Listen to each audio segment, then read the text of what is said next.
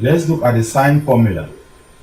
The sine formula is defined as the side is directly proportional to the sine of the angle. So this means that A all over sine A is equals to B all over sine B is equals to C all over sine C. When do we use this sine formula? We can use it in a situation where two angles and a side is given, or where two sides are given and an angle is also given. Resolve the triangle ABC with sides ABC. Angle A is 30 degrees, A is 10 centimeters, and C is 7 centimeters. So I start by sketching a triangle, that is A, B, C. Angle A is 30 degrees, A is 10 centimeters, C 7 centimeters. So we need to look for this angle, and this side. So going according to my sine formula, I shall say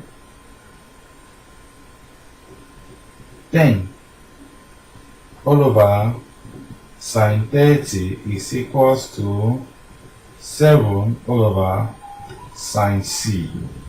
I have to make sine C the subject here, or have sine C is equals to 7 sine 30 all over 10. C is the sine inverse. So punch it on our calculator, we shall have sine C is equal to 7 all over 20. C is sine inverse of 7 all over 20. C is equal to 20.5. So angle C there is 20.5. To get angle B, we just subtract this from 360.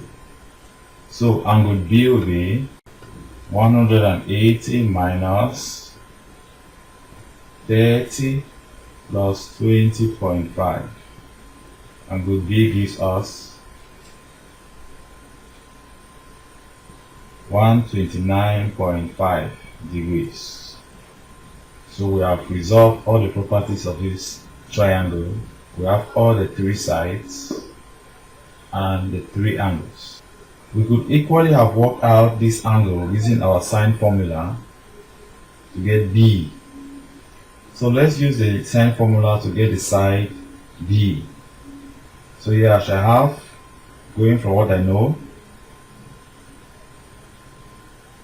I have 10 all over sine 30 is equals to B all over sine 129.5. So B will be equals to 10 sine 129.5 divided by sine 30. If we point this on our calculators, we shall have 15.4.